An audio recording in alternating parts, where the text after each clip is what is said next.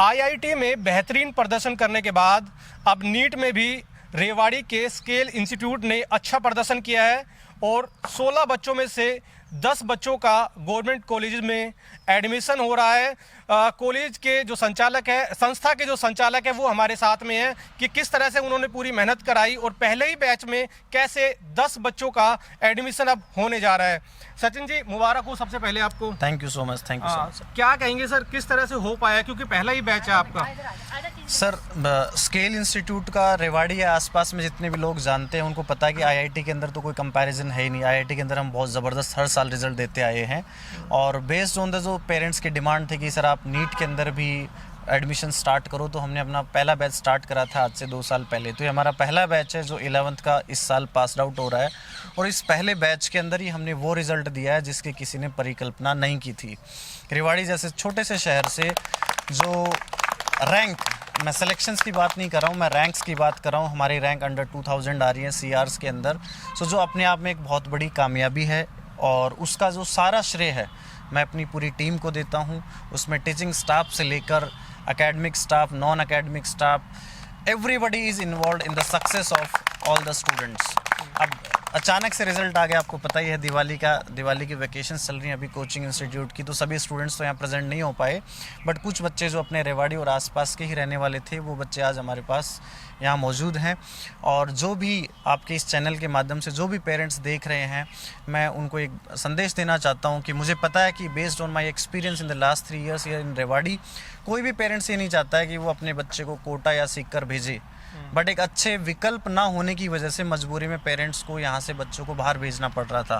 मैं उन पेरेंट्स को विश्वास दिलाना चाहता हूँ कि अब आपको उन चीज़ों के बारे में सोचने की ज़रूरत नहीं है। अगर आपको लगता है कि आपके बच्चे के अंदर दम है, टैलेंट है, आप एक बार स्केल में आइए, हम आपको वो रिज़ल्ट देंगे जिसकी परिकल्पना शायद आपने भी नहीं की होगी।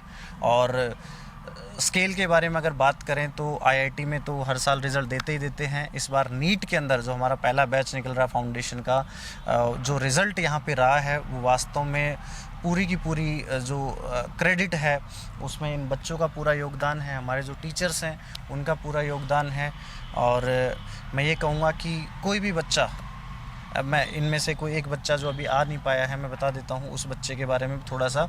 उसके फादर बहुत ही नॉर्मल बैकग्राउंड से आते हैं और शायद उनके फैमिली में किसी ने भी ये नहीं सोचा था कि वो डॉक्टर बन सकता है और आज वो बच्चा डॉक्टर बन रहा है। तो इस तरह की कुछ छोटी छोटी स्टोरीज़ हमारे यहाँ स्केल में बनती है। लास्ट ईयर भी आपने देखा था एक साफ़ सफाई करने वाले बच्चे को हमने एनआईटी इलाहाबाद तक पहुँचाया है। तो इस जर्नी में हमारा जो विज़न और मिशन है वो ये है कि नेक्स्ट 3 years के अंदर हम पेरेंट्स के अंदर वो कॉन्फिडेंस डेवलप करना चाहते हैं कि उनको अपने बच्चे की आईआईटी, नीट या एनडीए की प्रिपरेशन करने के लिए रेवाड़ी से बाहर ना जाना पड़े। तो क्या नाम है आपका और क्या रैंक मिली आपको? मेरा नाम ललित चौहान है और मेरी इस साल 1683 CR रैंक है। कैसा एक्सपीरियंस रहा आपका, किस तरह से पढ़ाई हुई यहाँ पे? यहाँ पे जो सर ने बताया है कि पूरे स्टाफ ने पूरी मेहनत की थी हम पे। मैं यहाँ पे हॉस्टल में रहता था तो सर रात को भी मेरे डाउट लेने आते थे और बायो, केमिस्ट्री, फिजिक्स तीनों में ही बराबर मेहनत की गई है। यहाँ पे जो टीचर्स हैं वो हर स्टूडेंट्स पे इंडिविजुअली ध्यान देते हैं जो शायद कहीं कोचिंग पे नहीं मिलेगा। इसी कारण से यहाँ पर इतना अच्छा सिलेक्शन हो पाए हैं। और मेरा जो था फिजिक्स थोड़ा वीक था तो सर ने बहुत उसमें हेल्प किया मेरे को ठीक करने के लिए। मेरा नाम वासु भारद्वाज है। हमने सोचा था कि बाहर जाएं, बट सचिन सर से कांटेक्ट में आए तो उसके बाद हमें पता चला कि 1-2 दिन डेमो क्लासेस ली, उसके बाद पता चला कि सर बेसिकली हर एक बच्चे पे इंडिविजुअल ध्यान देते हैं। अगर आपको दिक्कत है सर इंडिविजुअली कहेंगे कैबिन में आइए, दिक्कत है मुझे बताइए पर्सनली, हम उसको रिजोल्व करेंगे। एंड जो यहाँ का एनवायरनमेंट है, जो टीचर्स का जो इको फ्रेंडली नेचर है वो बहुत अच्छा लगा था मुझे, तो इस वजह से मैंने सोचा यहाँ डिसाइड किया। आपको क्या लगता है कि आपने क्यों यहीं रेवाड़ी में एडमिशन लिया, क्योंकि बड़े शहर में भी जा सकते थे? क्योंकि अधिकांश लोगों की सोच भी रहती है कि बड़े शहरों में बड़े कोचिंग सेंटर में जाके कोचिंग ली जाए।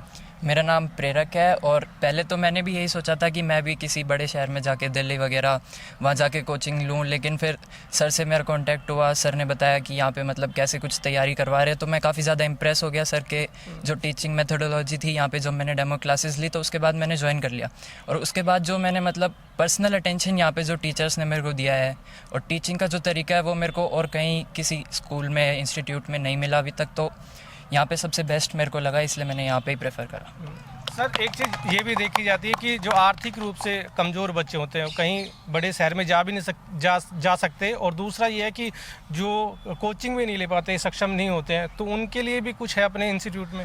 सर आपके चैनल के माध्यम से आपने बहुत ही महत्वपूर्ण मुद्दा उठाया। मैं सभी को ये कहना चाहता हूँ कि अगर कोई भी बच्चा आर्थिक रूप से कमज़ोर है, अगर उसको लगता है कि वो फाइनेंशियली कोचिंग्स की फ़ीस को अफोर्ड नहीं कर पाता है, और अगर उस बच्चे के अंदर टैलेंट है, आप आँख मूंद के आप स्केल में आइए, आपका स्वागत है।